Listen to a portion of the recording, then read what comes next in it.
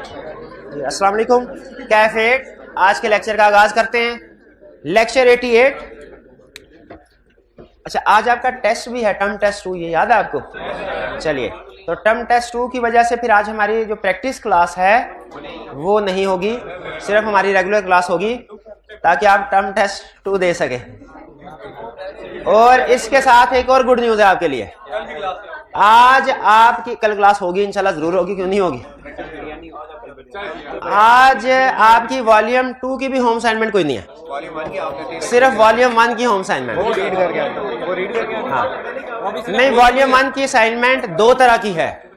Volume 1 की assignment 2 तरह की, एक है रीडिंग असाइनमेंट और एक है रिटन असाइनमेंट। आपके साथ जो पेज शेयर किया गया है ना, उसमें लिखा हुआ है कि कौन कौन से लर्निंग ऑब्जेक्टिव रीड करने हैं और कौन कौन से लर्निंग ऑब्जेक्टिव क्वेश्चंस लिखने हैं रिटन फॉर्म में। पहले रीड करनी है, रीडिंग जो लिखा, पहले रीडिंग, उसके बाद रिटन असाइनमेंट, क्योंकि रिटन असाइनमेंट के कुछ क्वेश्चंस ऐसे हैं जो आप लर्निंग ऑब्जेक्टिव रीड करेंगे ना, उसके बाद अटेम्प्ट करने के काबिल होंगे। तो पहले रीडिंग करनी है, बाद में राइट। अच्छा, अब ये सुन लीजिए कि मैंने जो आपको रीडिंग के लिए होम असाइनमेंट दी है वो क्या है।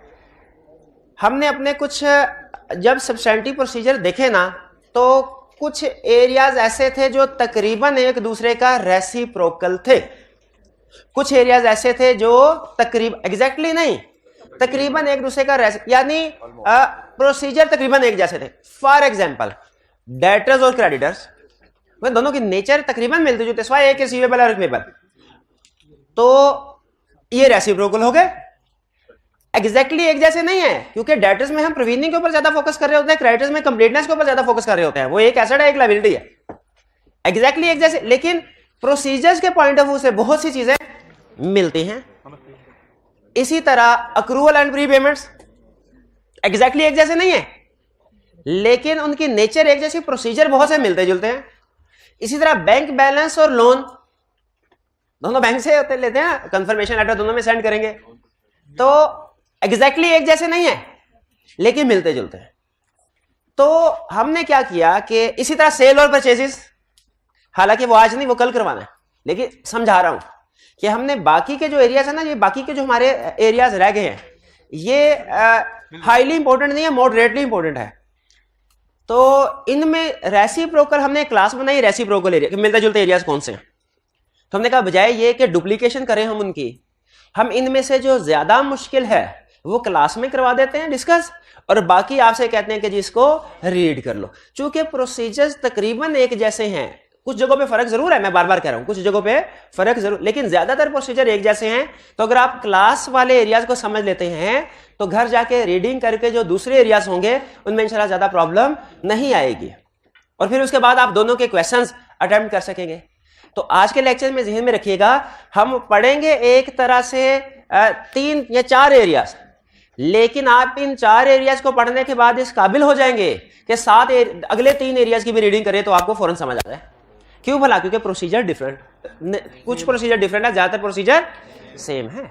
जैसे मैंने डेटर्स और क्रेडिटर, अक्रूवल और प्री पेमेंट, सेल और परचेज, ये कल के लिए रखा है क्योंकि सारे आज थोड़ी कर लेने हैं। और इसी तरह हमारे लोन और बैंक बैलेंस वगैरह। तो आज हम जो क्लास में एरियाज डिस्कस करेंगे वो कौन से होंगे? Trade payables. होम असाइनमेंट के लिए आपको रिसीवेबल का एरिया दे दिया, जिसमें बहुत से प्रोसीजर ऑलरेडी आपको पता है क्योंकि आपने प्रोविजनिंग में एरिया आया था तो उसमें बताए थे। अक्रूवल्स पढ़ेंगे और होम असाइनमेंट प्री पेमेंट की। बैंक पढ़ेंगे, होम असाइनमेंट, लोन और कैश भी है, कैश भी दिया। हाँ चले, कैश कल कर लेंगे, करने दिया हुआ तो। इक्विटी के साथ और कोई नहीं जोड़ा मैंने, ठीक है, इक्विटी का रेसिप्रोकल नहीं था कोई। तो ये हमारे आज के लेक्चर का थीम है कि हमने ऐसे एरियाज को सेलेक्ट किया आज के लेक्चर में जो डुप्लीकेट हो रहे हैं एक तरह से, अल्टरनेट हैं, और उनमें से जो निस्बतन ज्यादा डिफिकल्ट है वो हम क्लास में डिस्कस करेंगे। बाकी आपकी रीडिंग असाइनमेंट, और फिर उस रीडिंग असाइनमेंट की बेस पे रिटन असाइनमेंट। रिटन असाइनमेंट सिर्फ वॉल्यूम 1 में है क्योंकि आपने रीड भी करना है ना, तो इसलिए मैं बहुत ज्यादा ओवरबर्डन नहीं आपको करना चाहता। वैसे भी कल रात आप सारी जाके आपने टर्म टेस्ट तैयार किया होगा, थोड़ा थके भी होंगे और आपने सोना भी होगा, तो इसलिए बहुत ज्यादा असाइनमेंट नहीं दी, लेकिन जितनी असाइनमेंट दिया ये आपने करके आनी है। रीडिंग, पहले रीडिंग वाली बाद में रिटर्न वाली। अब स्टार्ट करते हैं पहले ट्रेड पेबल्स। ट्रेड पेबल्स, अच्छा ट्रेड पेबल्स में वैसे तो 6 असर्शंस हैं और प्रैक्टिकली हर असर्शन को वेरीफाई करने के लिए प्रोसीजर बताते कि ये असर्शन के लिए ये प्रोसीजर, ये असर्शन के लिए ये प्रोसीजर। कौन कौन सी असर्शंस हैं क्रेडिटर्स में? Existence, accuracy, valuation, allocation, completeness, rights and obligation, presentation और कट ऑफ। हाँ, कट ऑफ नहीं, क्लासिफिकेशन। क्लासिफिकेशन, कट ऑफ तो हमारी क्लास ऑफ ट्रांजैक्शन की असर्शन है।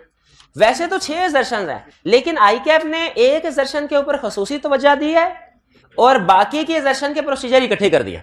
तो हमने क्या करना है? आईकैप को फॉलो करना है।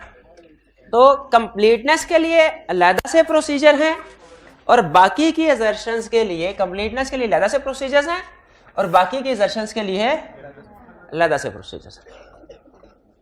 वन बाय वन स्टडी करते हैं, आपने मुझे बताना प्रोसीजर समझ आया कि नहीं।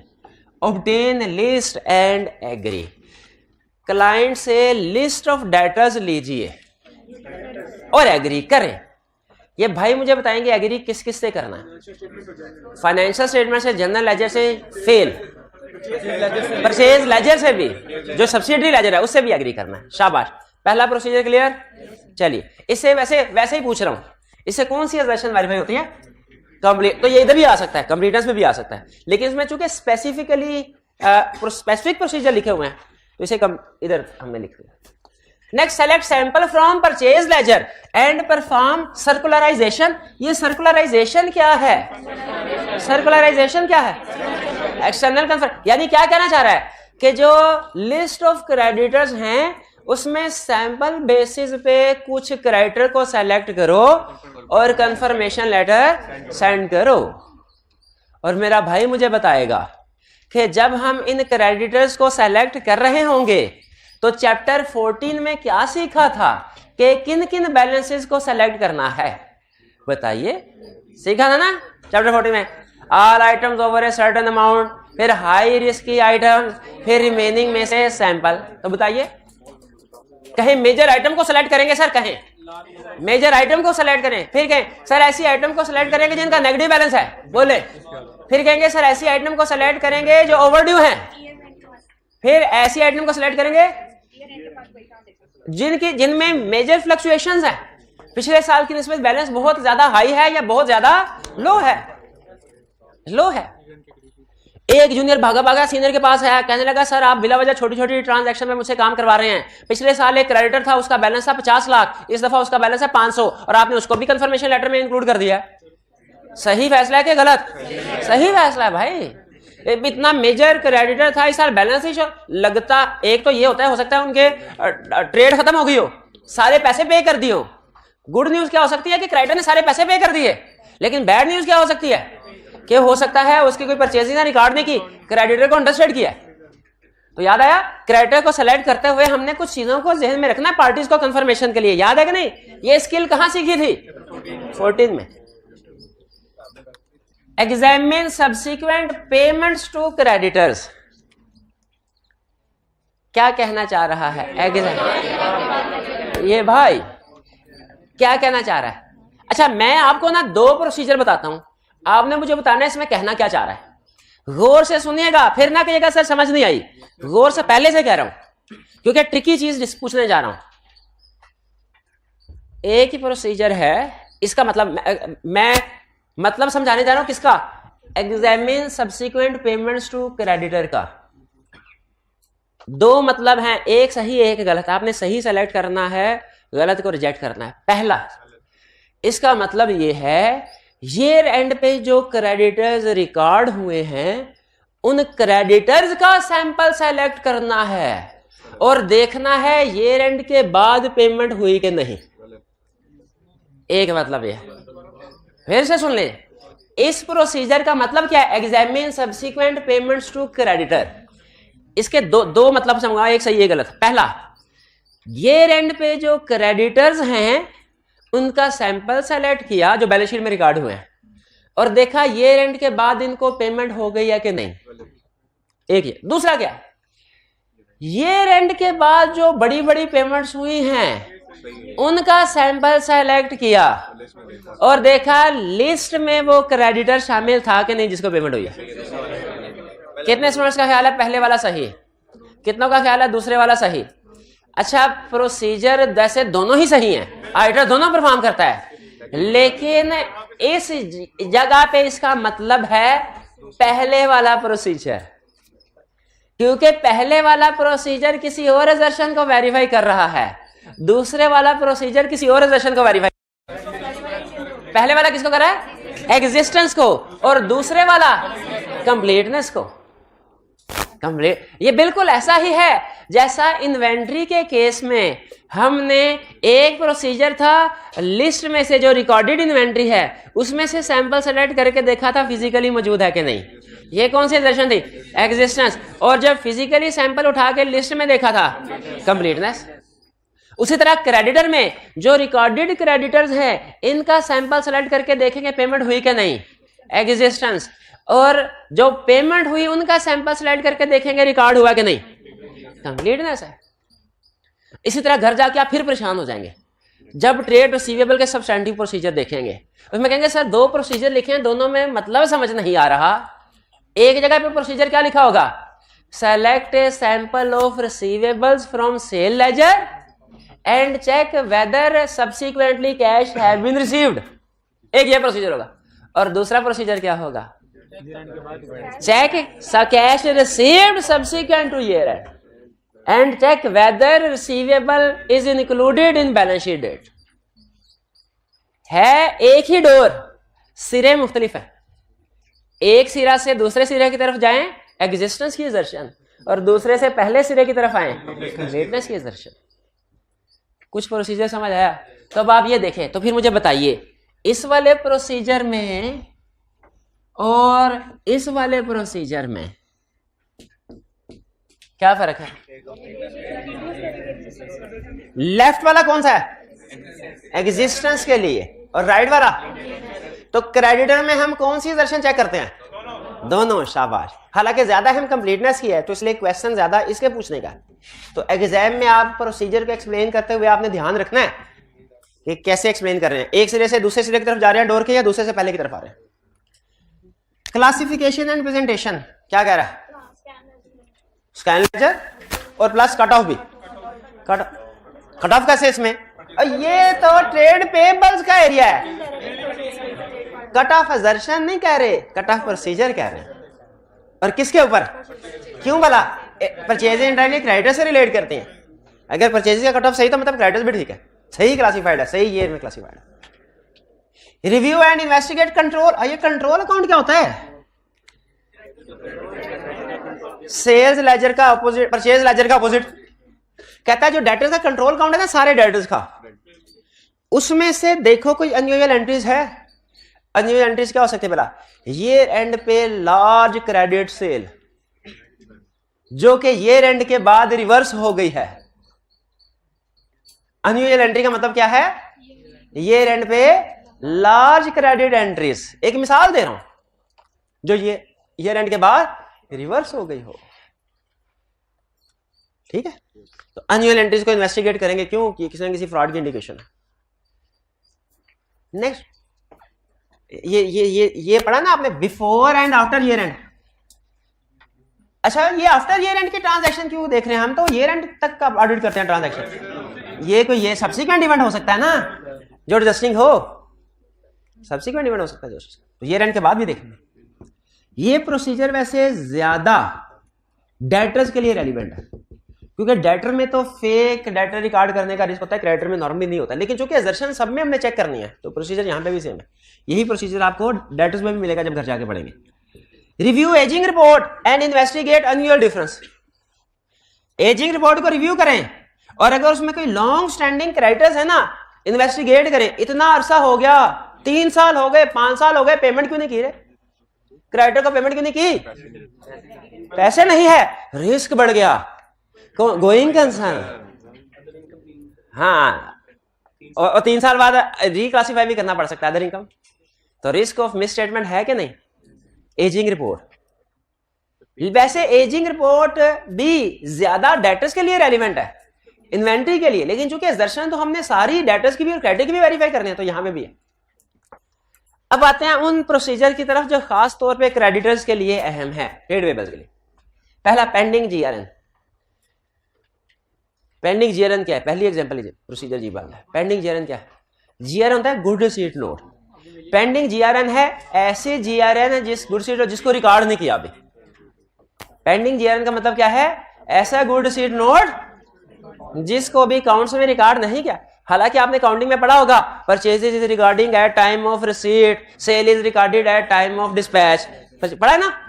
इसका मतलब है जिस वक्त जीआरएन बन जाए परचेजेज भी रिकॉर्ड हो जानी चाहिए। अगर तो जीआरएन बनी परचेजेज भी रिकॉर्ड हो गई, हम कहेंगे ये जीआरएन सही है। लेकिन अगर जीआरएन बन गई, गुड्स रिसीव हो गई, परचेजेज रिकॉर्ड नहीं हुई, इसे क्या कहते हैं? Pending GRN. जरा सोचें, थोड़ा दिमाग लड़ाएं। पेंडिंग जीआरएन का मतलब क्या यही नहीं है कि क्रेडिटर्स रिकॉर्ड होने चाहिए लेकिन हुए नहीं है, परचेजेज रिकॉर्ड होनी चाहिए लेकिन हुई नहीं है। तो स्टेप नंबर 1 में हमने क्या करना है? क्रेडिटर्स में पेंडिंग जीआरएन की लिस्ट लेके क्लाइंट को एक ही बात करनी है, क्या रिकॉर्ड कर इसको भाई, ये पेंडिंग जीआरएन है। क्लाइंट कहेगा सर रिकॉर्ड कैसे करूं? इनवाइस तो भी आई भेजी नहीं सप्लायर ने। हमने कहा चीजें भेज दी काफी नहीं है रिकॉर्डिंग के लिए, इनवाइस आना जरूरी है क्या? मुझे बताइए, चीजें आ गई, इनवाइस अभी नहीं आई सप्लायर की, सप्लायर ने चीजें भेज दी, इनवाइस नहीं भेजी, अक्रूवल रिकॉर्ड करनी चाहिए कि नहीं? करनी चाहिए। क्लाइंट कहेगा सर इनवाइस नहीं तो किस अमाउंट से करूं? उसको एक लगाएंगे, लेकिन इनवाइस नहीं भी आई तो तुझे को पता नहीं है कि किस रेट पे चीजें खरीदी हैं। परचेज ऑर्डर एग्री नहीं किया, परचेज ऑर्डर में रेट एग्री नहीं हुआ होगा, जितनी चीजें रिसीव हुई हमसे परचेज ऑर्डर के रेट से मल्टीप्लाई करो और एंट्री पास करो, परचेजेस डेबिट, क्रेडिटर्स क्रेडिट, ताकि हमारे क्रेडिटर्स कंप्लीट हो जाएं, ताकि हमारे क्रेडिटर। पेंडिंग जीआरएन समझ आया? तो ये कुछ दिन के बाद ये पूछेगा sir please explain pending GRN. क्या कहोगे आप? गुड रिसीव हो गया, रिकॉर्ड नहीं की, गुड रिसीव हो गया, रिकॉर्ड नहीं की। और ये फिर पूछेगा ये कैसे हो सकता है कि गुड रिसीव हो जाए तो रिकॉर्ड ही नहीं की अभी तक, इनवाइस नहीं आई। फिर ये कहेगा नहीं नहीं इनवाइस नहीं आई तो जरूरी नहीं है रिकॉर्ड होना चाहिए। तो पेंडिंग जीआरएन का मतलब क्या है? रिकॉर्ड नहीं हुई, तो हमने रिकॉर्ड करवानी चाहिए कि नहीं करवानी चाहिए? क्योंकि काउंटिंग सारी की सारी चीख चीख के कहती है, क्या कहती है? जब purchases recorded at time of receipt. Pending GRN clear हो गया? आइंदा कभी पूछेंगे तो नहीं, आगे चलते हैं। Compare accounts. अच्छा इसमें दो चीजें, एक है कंपेयर अकाउंट भी और एक कंपेयर अकाउंट स्टेटमेंट भी। कंपेयर अकाउंट बैलेंस का मतलब क्या है? पिछले साल के बैलेंस को इस बैलेंस के साथ कंपेयर करें, इससे क्या पता चलेगा कि पिछले साल कोई क्रेडिटर था इस साल नहीं है, ओमिट हो गया। बैलेंस को कंपेयर करना चाहिए कि नहीं क्रेडिटर्स के? एक ये काम भी करेंगे, बैलेंस को भी कंपेयर करेंगे, दूसरा अकाउंट स्टेटमेंट को भी। अकाउंट स्टेटमेंट को कंपेयर करने का क्या मतलब है? हाँ, चैप्टर 3 में एक समझाया था सप्लायर अकाउंट स्टेटमेंट में एक्सटर्नल कंफर्मेशन में क्या फर्क है। जिम्मेदारी के साथ कह सकता हूं क्लास में 10 से ज्यादा बच्चों को नहीं, 100 की क्लास में 10 से ज्यादा बच्चों को नहीं पता होगा अकाउंट स्टेटमेंट में और कंफर्मेशन लेटर में क्या फर्क है। कितने स्टूडेंट्स को पता है? 1 2 3 4। स्पेलिंग वाला शाबाश, ये अरस्तु, हमारी क्लास का इस अरस्तु भाई, स्पेलिंग का फर्क है। अकाउंट स्टेटमेंट में कितने स्पेलिंग है और कंफर्मेशन लेटर में कितने हैं बता? सारी जिम्मेदारी आप ही की है, मेरी थोड़ी है। एग्जाम में ऑप्शन होती है कि सारे सवालों के जवाब देने होते हैं, सारे तो उधर लिखते हैं, मेरी जिम्मेदारी थोड़ी है सारे सवालों के जवाब दो। भाई का भी यही कहे है, मेरी जिम्मेदारी थोड़ी है सबको पास करूं। तो क्या फर्क है भाई, बता रहे थे आप? बताएं भाई। मंथली स्टेटमेंट जो पार्टीज एक दूसरे को भेजती हैं, अकाउंट स्टेटमेंट। कंफर्मेशन लेटर वो जो ऑडिटर पार्टीज को भेजता है, जो ऑडिटर पार्टीज को भेज। और हमने कहा था एक्सटर्नल कंफर्मेशन डायरेक्ट होती है, मंथली स्टेटमेंट इनडायरेक्ट होती है। तो यहां पे वो कह रहा है ये इस जगह पे कह रहा है कि लिस्ट ऑफ क्रेडिटर्स को बैलेंस को लास्ट ईयर के साथ कंपेयर करो कि सारे क्रेडिटर्स उनके बैलेंस शामिल हो गया कि नहीं।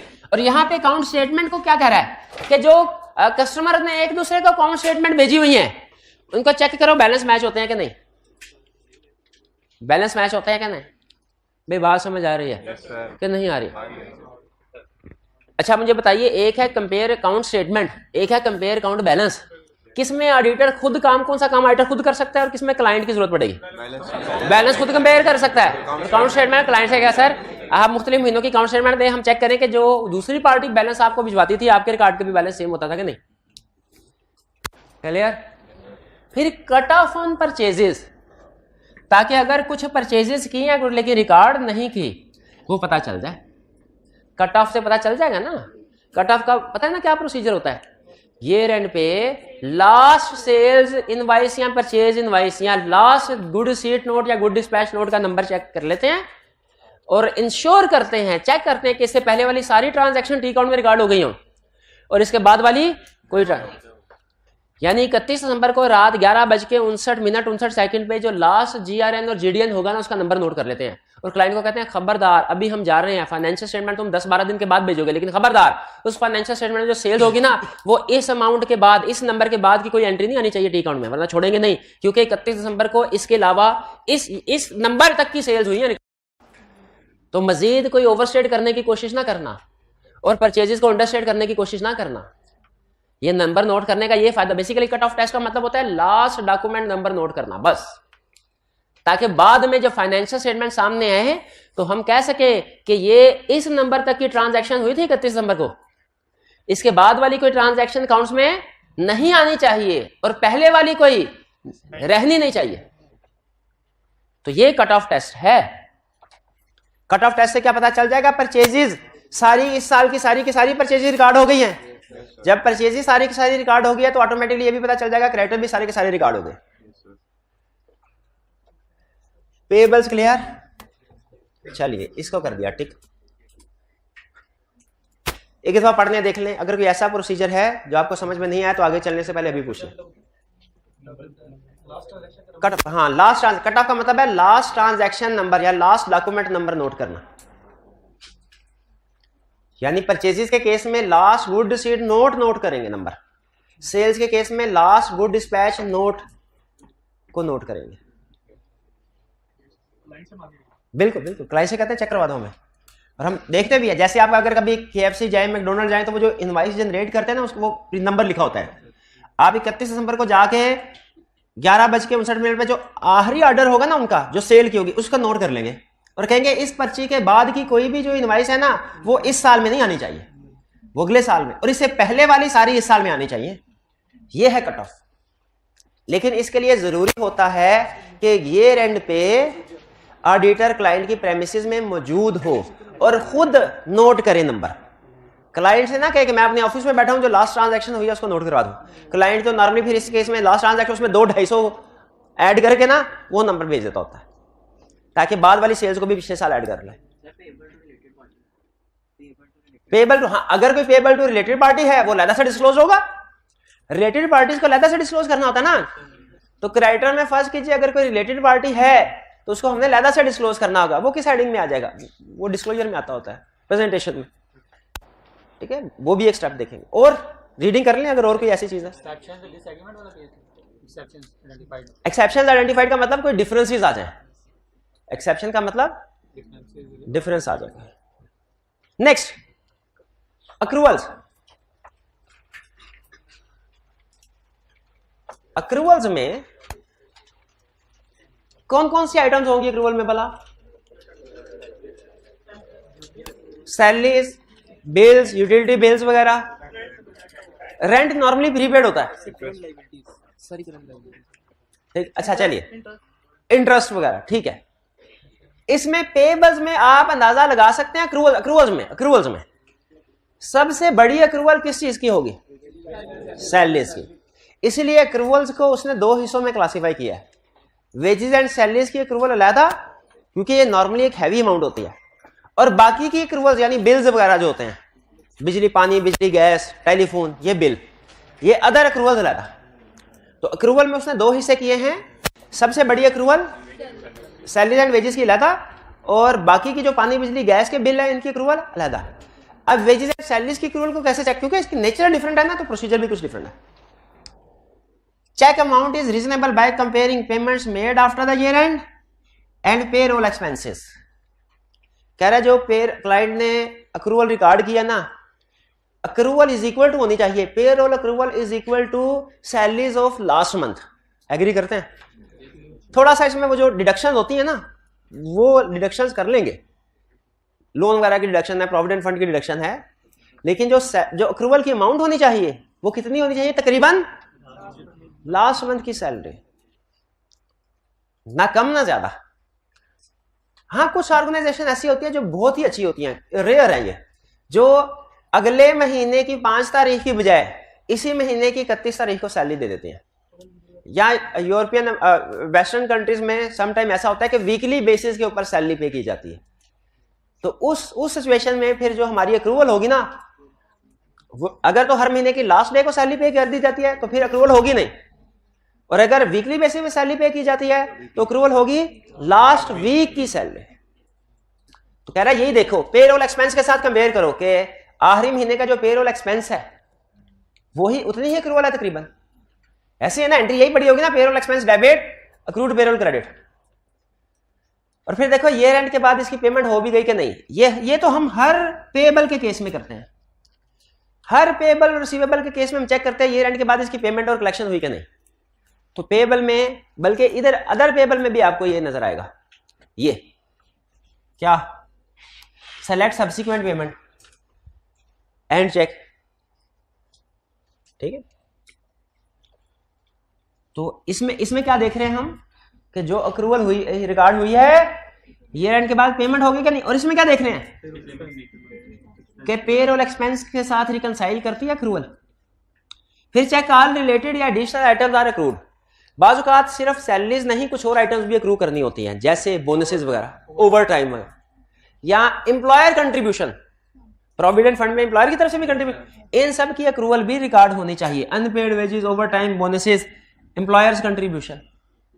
तो अगर सैलरीज के एक्टिव अकाउंट में मंथली सैलरी के अलावा कुछ बोनसेस वगैरह भी इंक्लूड किए गए हैं तो हमें उसकी कैलकुलेशन भी चेक कर, ओवर टाइम वगैरह इंक्लूड किए गए हैं, उनकी कैलकुलेशन भी चेक करनी चाहिए, उनकी अप्रूवल भी चेक करनी चाहिए, और ईयर एंड के बाद पेमेंट हुई कि नहीं वो तो हम ऊपर वाले स्टेप में चेक कर चुके हैं। क्लियर? आई कैप ने एक क्वेश्चन में पूछ लिया था कि बोनस पे किया एम्प्लॉइज को, बताइए क्या सब्सटेंटिव प्रोसीजर परफॉर्म करेंगे। अब जो एम्प्लॉइज को बोनस पे किया जाता है ना, वो सैलरीज एक्सपेंस का, सैलरी का हिस्सा ही है, तो इसमें प्रोसीजर तकरीबन वही जो सैलरीज वाले होंगे, रिकैलकुलेशन देखे, अप्रूवल देखे, ईयर एंड के बाद पेमेंट देखे। Accruals clear? अब अदर अक्रूवल्स प्रोसीजर मैं बताऊंगा, एक्सप्लेन आप करेंगे। पहला, ऑब्टेन लिस्ट एंड एग्री। क्या कह रहा है इसमें? जितनी भी अक्रूवल्स है क्लाइंट से उसकी लिस्ट ले लो, देखो फाइनेंशियल स्टेटमेंट के साथ मैच करती है कि नहीं। फिर कह रहे हैं review list for omission based on auditors knowledge of business, कि देखो इस अपने बिजनेस नॉलेज की बेस पे ऐसा तो नहीं लिस्ट में कोई आइटम अक्रू होनी चाहिए थी लेकिन की ही नहीं।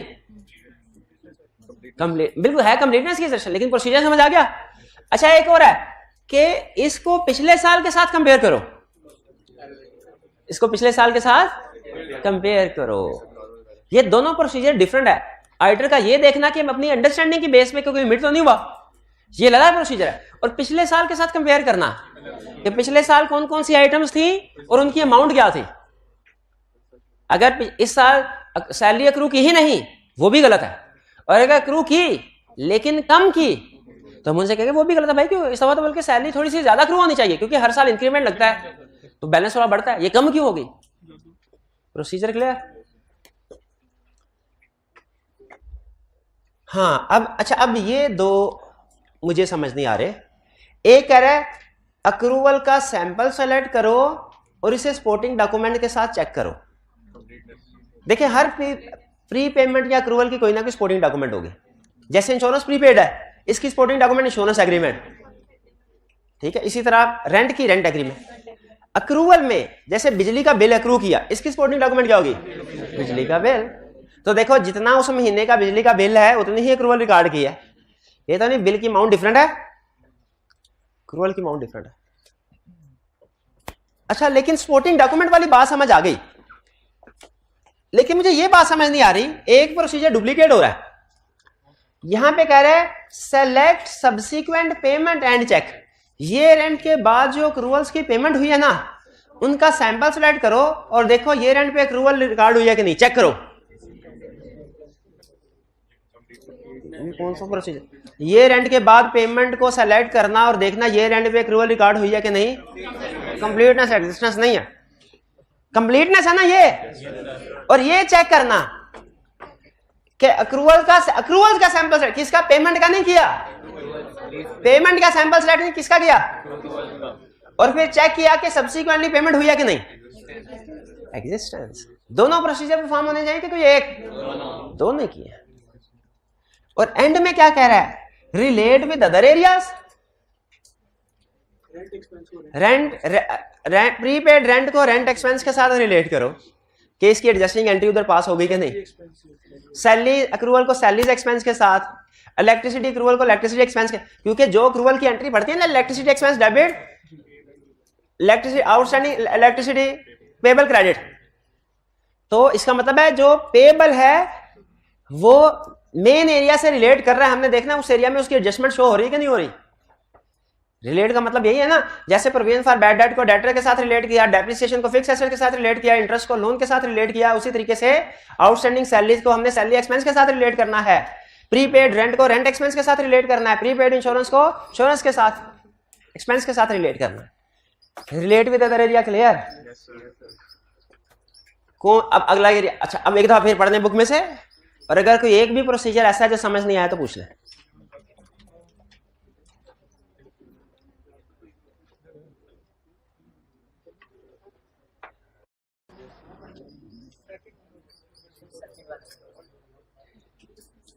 रिव्यू लिस्ट फॉर्मेशन,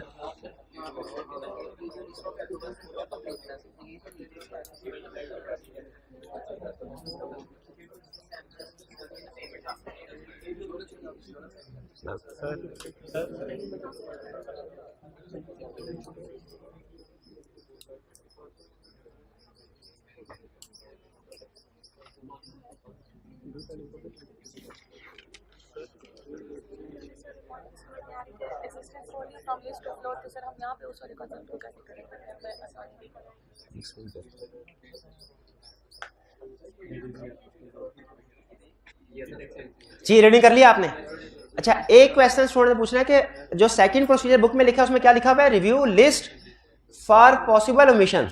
क्या लिखा हुआ है? Review list for, review list of accrual to ensure. इसका मतलब क्या है? अक्रूवल की लिस्ट है, उसको देखो और अपने नॉलेज की बेस पे किस तरह की कंपनीज में नॉर्मली क्या क्या अक्रू होता है, देखो सारी आइटम्स इंक्लूडेड है कि नहीं।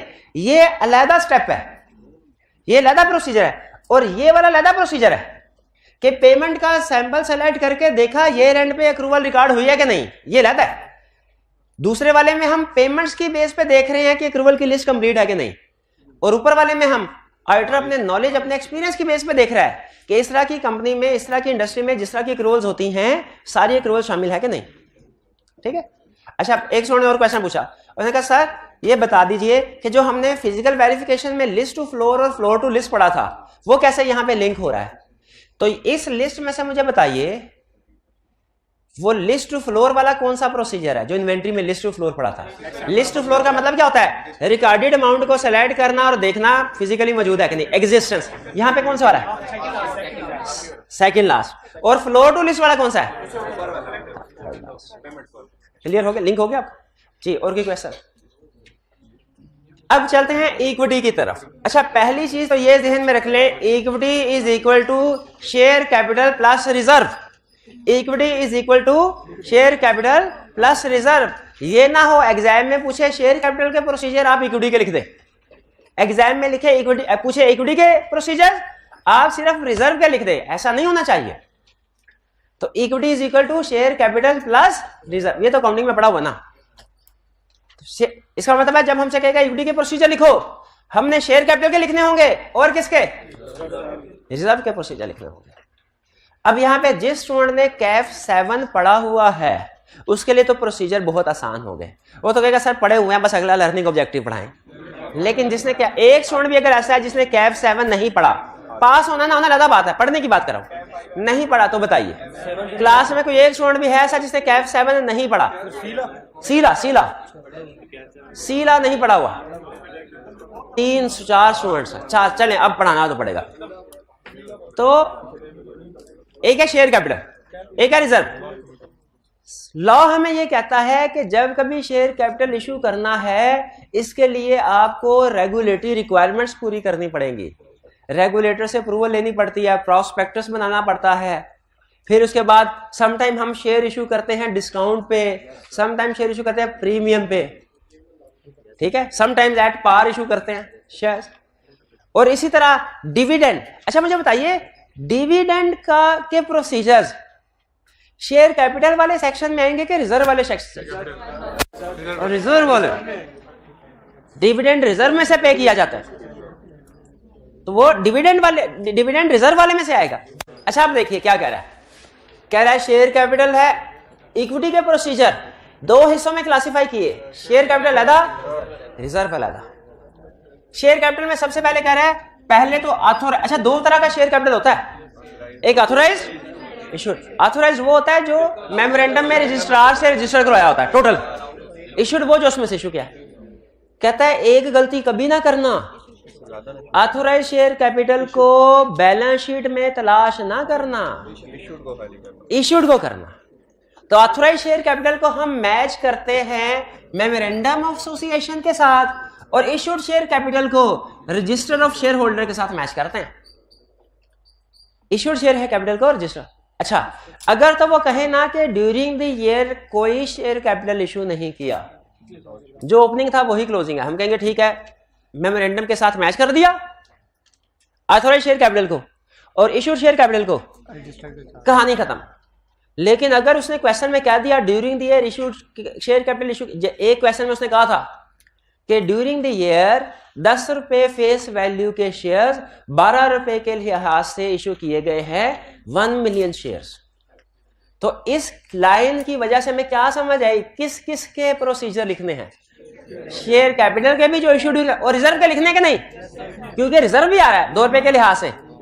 इस रिजर्व को क्या कहते थे, शेयर प्रीमियम, 2 मिलियन का।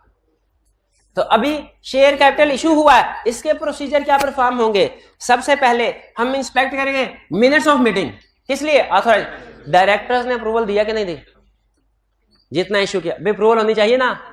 लॉ में ये पढ़ेंगे आप, ये 3 आप पढ़ेंगे और बाकी स्टूडेंट से पढ़ा होगा कि जब कभी शेयर कैपिटल इशू होता है डायरेक्टर्स अप्रूव करते हैं। फिर क्या कह रहा है, कैश बुक या बैंक स्टेटमेंट को चेक करो कितना कैश रिसीव हुआ कि नहीं हुआ। ये तो नहीं इशू किया शेयर 12 के लिहाज से और आ रहे पैसे 11 रुपए के लिहाज से, कहीं किसी को कोई कमीशन तो नहीं दे दिया 10%। आगे प्रॉस्पेक्टस टू इंश्योर लीगल, ये भी चेक करो क्या, प्रॉस्पेक्टस इशू करते हैं शेयर इशू करने से, बिल्कुल। हाँ वो एक्सपर्ट वाली बात भी आती थी, वो एक्सेप्शंस भी आती थी, लेकिन हम चूंकि वो डिटेल ला थोड़ी पढ़ने हैं कि हम उसकी लीगल रिक्वायरमेंट्स को डिस्कस करना, हमने तो सिर्फ 2 हरफी बात करनी है क्या, शेयर इशू हुए प्रॉस्पेक्टस भी होना चाहिए, क्योंकि प्रॉस्पेक्टस के बगैर इलीगल हो जाता है।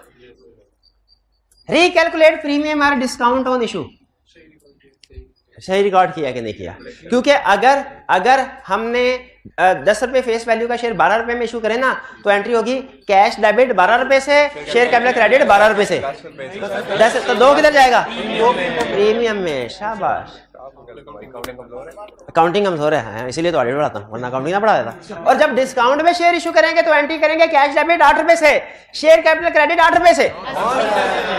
यही कहता है रिकैलकुलेट करो, सही किया कि नहीं आता कि मेरे जैसे किसी बंदे ने कैलकुलेशन कर दी हो।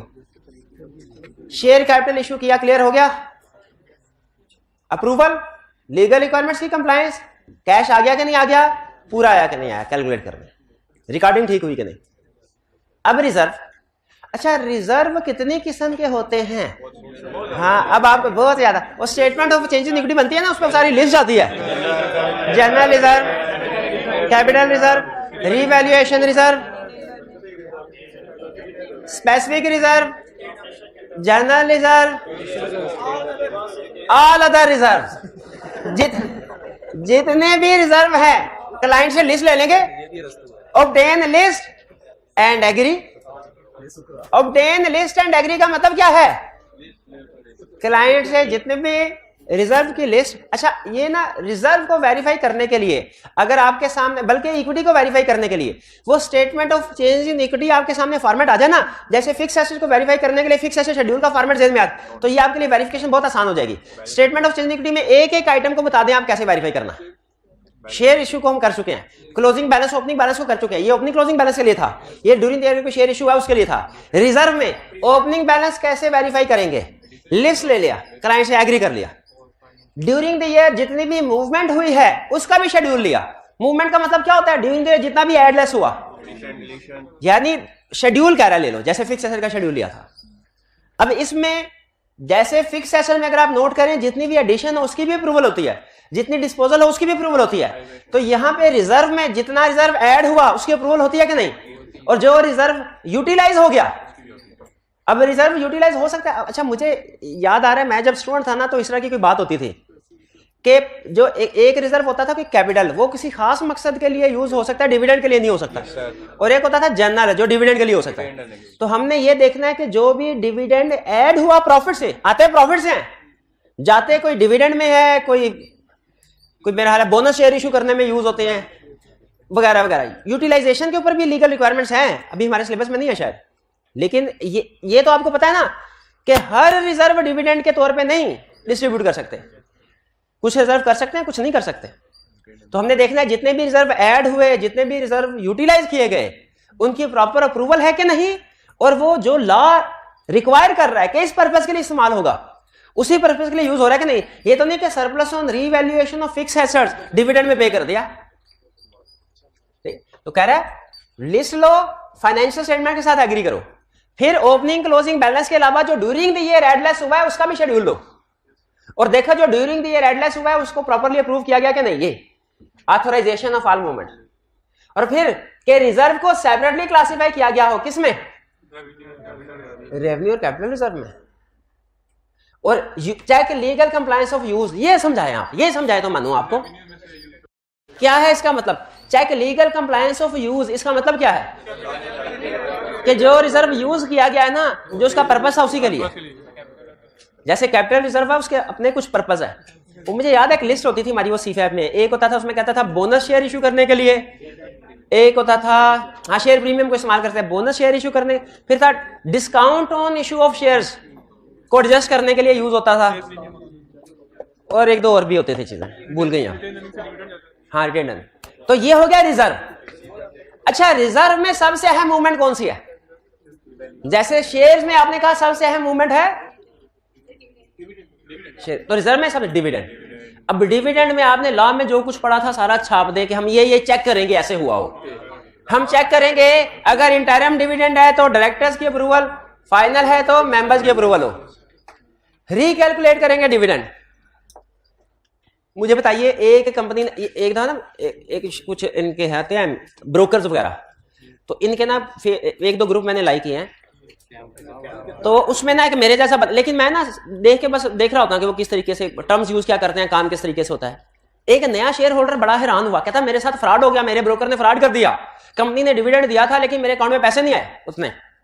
दूसरे ने पूछा भाई हुआ क्या, उसने कहा हुआ ये कि मैंने डिविडेंड खरीदा है, शेयर खरीदा है कंपनी का, फेस वैल्यू है 10 रुपए, मैंने खरीदा 55 रुपए का, कंपनी ने 100% डिविडेंड डिक्लेयर किया है 100%, और मुझे 10 के हिसाब से पैसे मिले हैं।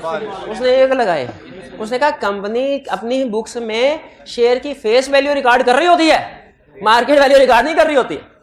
जिस कंपनी के शेयर्स हैं वो अपनी बुक्स में शेयर कैपिटल को फेस वैल्यू पे रिकॉर्ड कर रही होती, मार्केट वैल्यू पे थोड़ी रिकॉर्ड करती है।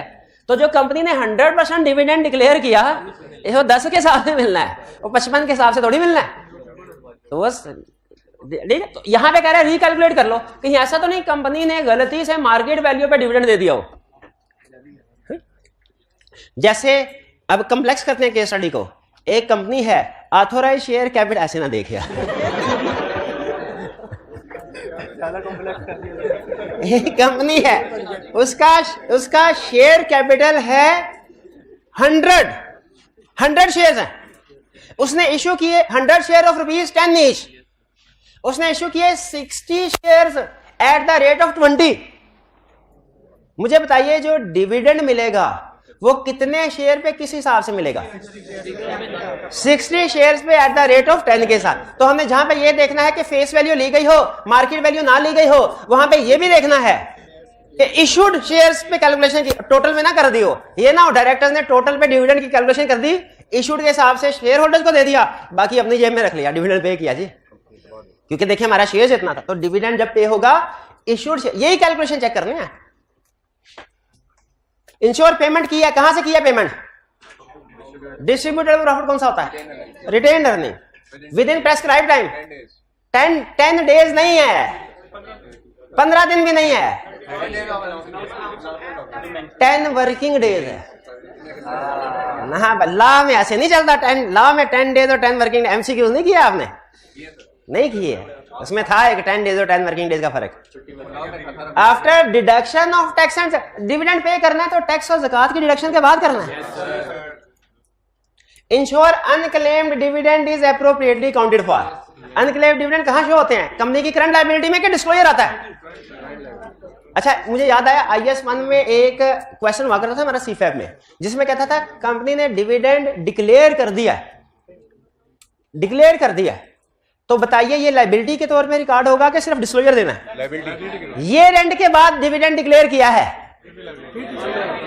मुझे नहीं वैसे पक्का पता, लेकिन ये इशू डिस्कस हुआ आपकी काउंटिंग में? डिस्कस हुआ ये रेंट क्या सब्सिक्वेंट इवेंट्स में होता है? डिस्क्लोज होगा, ये डिस्क्लोज होगा, लेकिन उसमें एक कंडीशन थी जिसमें रिकॉर्ड भी होता है। इंटरम तो होता ही होता है, जो फाइनल वो था शायद कि जब डायरेक्टर प्रपोज कर दे, जब डायरेक्टर्स ने पहले से प्रपोज कर दिया हुआ है, तो मेरा ख्याल शायद उस केस में ये जरा काउंटिंग के टीचर से पूछ लीजिएगा, यही है? ठीक है, इसका मतलब है थोड़ी थोड़ी काउंटिंग जिंदा है मेरे अंदर। बस ठीक है, ठीक है भाई, ये क्लियर हो गया। अब सुन लीजिए, एग्जाम में इक्विटी में आंखें खोल के दिमाग की बत्ती जला के देखना है प्रोसीजर कौन से पूछ रहा है। अगर उसने पूछा मुझे इक्विटी के प्रोसीजर बताओ, दोनों सारे। अगर उसने कहा शेयर कैपिटल के प्रोसीजर बताओ, और अगर उसने कहा during the year share issue किया इसके प्रोसीजर बताओ, अगर उसने कहा रिजर्व के प्रोसीजर बताओ, और अगर उसने कहा इक्विटी के प्रोसीजर बताओ, ये नहीं इक्विटी बोले तो ये इक्विटी है, ये सारे, हाँ सारे, हाँ सारे, क्या वो कहना, अच्छा ये कहना चाह रहे थे सारे सारे, ये सारे। और अगर डिविडेंड के प्रोसीजर पूछ ले, होने वाले भाई क्लियर, ये इक्विटी समझ आ गया, टाइम है अभी। अच्छा, अगर बैंक के प्रोसीजर नहीं करेंगे तो लॉन्ग टर्म लोन के कैसे कर सकेंगे? अच्छा एक मिनट, अगर 2 मिनट से ज्यादा टाइम लगे तो फिर आप कहिएगा। मेरे सिर्फ 2 सवालों के जवाब, ठीक है कर ले, लेकिन इसमें नॉर्मल लॉस कंसीडर नहीं होगा। 2 मिनट का है। क्या हमने बैंक रिकंसिलिएशन, मुझे बताइए बैंक के एरिया में सबसे अहम डॉक्यूमेंट्स कौन सी है? DRS, एक और है बैंक कंफर्मेशन लेटर, DRS और bank confirmation letter. Bank confirmation letter की तरह बैंक स्टेटमेंट है, लेकिन बैंक कंफर्मेशन ज्यादा लगता। मुझे बताइए BRS के प्रोसीजर हमने पढ़े हैं कि नहीं पढ़े? याद है एक लेक्चर में वो प्राइस भी हुआ था शायद उसमें, जिसमें गलती की थी एक, क्या थी, किसने गलती की थी? वो इंटरेस्ट वाली, हाँ इंटरेस्ट वाली। याद है ओपनिंग बैलेंस को कैसे वेरीफाई करना है BRS के? जो balance as per cash book को कैसे वेरीफाई करना है? बैंक स्टेटमेंट से। कैश बुक से, balance as per cash book को कैश बुक से वेरीफाई करेंगे। Balance as per bank statement को बैंक स्टेटमेंट। अच्छा, मुश्किल सवाल, जो अनप्रेजेंटेड चेक थे उन्हें कहां ढूंढना है? ना फिर अनप्रेजेंटेड चेक को इस महीने की कैश बुक और अगले महीने की बैंक स्टेटमेंट में ढूंढना, पूरी बात। और अनक्रेडिटेड चेक्स को बैंक स्टेटमेंट में इस महीने की कैश बुक में, कैसी बात है? अनक्रेडिटेड चेक्स को भी कैश बुक में इस महीने की ढूंढेंगे। अनक्रेडिटेड चेक्स होते क्या हैं? जो हमने रिकॉर्ड कर लिए बैंक ने नहीं किए। अनडिपॉजिट क्या है? जो हमने रिकॉर्ड कर लिए बैंक ने नहीं किए। भाई समझ आ रही कि नहीं यार? BRS में जितनी भी रिकंसाइलिंग आइटम्स होती हैं वो कैश बुक में रिकॉर्ड हो चुकी होती हैं, बैंक स्टेटमेंट में नहीं हुई। चाहे वो ऐड हो रही हो चाहे लेस हो रही हो, दोनों का कंसेप्ट यही है। अनप्रेजेंटेड चेक्स भी और डिपॉजिट इन ट्रांजिट भी दोनों कैश बुक में रिकॉर्ड हुए होते हैं, बैंक स्टेटमेंट में अगले महीने में देखना है। और अगर नहीं नजर आई अगले महीने में, क्लाइंट से पूछेगा भाई चेक मिला है तुझे 2 मिलियन का, रख के बैठे हुए क्या करना है, बैंक में जमा कराओ, क्यों नहीं क्लियर हुआ? इतना 1 महीने में टाइम बाढ़ नहीं होता। तो इसी तरह बैंक कंफर्मेशन लेटर के बारे में पढ़ा, चैप्टर 14 में पढ़ चुके हैं। तो ये वही प्रोसीजर नहीं है। देखें, bank reconciliation statement, mathematical accuracy check करो, balance as per cash book, balance as per bank statement, reconciling item देखो अगले महीने की बैंक स्टेटमेंट में हो गई है कि नहीं। और अगर इसमें सबसे अहम पॉइंट यह है कि अगर कुछ आइटम्स अगले महीने में क्लियर नहीं हुई तो उनकी सपोर्टिंग डॉक्यूमेंट चेक करो, क्लाइंट से इंक्वायर करो क्यों नहीं क्लियर हुई, कहीं वो फेक तो नहीं है। बैंक कंफर्मेशन में क्या करना है, बैंक कंफर्मेशन सारे बैंक अकाउंट्स को सेंड करने हैं, और जो बैलेंस आएगा उसे बीआरएस के बैलेंस के साथ एग्री कर लेना। अच्छा, बैंक रिकंसिलिएशन स्टेटमेंट जो balance as per bank statement आ रहा है, सोच के जवाब देना है। बैंक रिकंसिलिएशन स्टेटमेंट में जो balance as per bank statement आ रहा है उसे हमने बैंक स्टेटमेंट के साथ मैच करना ज्यादा बेहतर है कि कंफर्मेशन लेटर के साथ। शाबाश, ये हो ना क्लियर अकाउंट स्टेटमेंट का। क्यों भला? कंफर्मेशन लेटर मोर रिलायबल है। क्यों भला? डायरेक्ट है। अच्छा, फिर कह रहे कंफर्मेशन लेटर में सिर्फ बैंक बैलेंस नहीं, अदर इंफॉर्मेशन भी देख लो। और किसी और एरिया की इंफॉर्मेशन तो नहीं आ रही, जैसे मॉर्टगेज चार्ज, जैसे गारंटी दियो, लोन।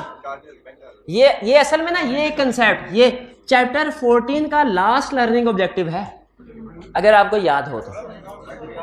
चैप्टर 14 का लास्ट के बैंक को कंफर्मेशन लेटर सेंड करेंगे,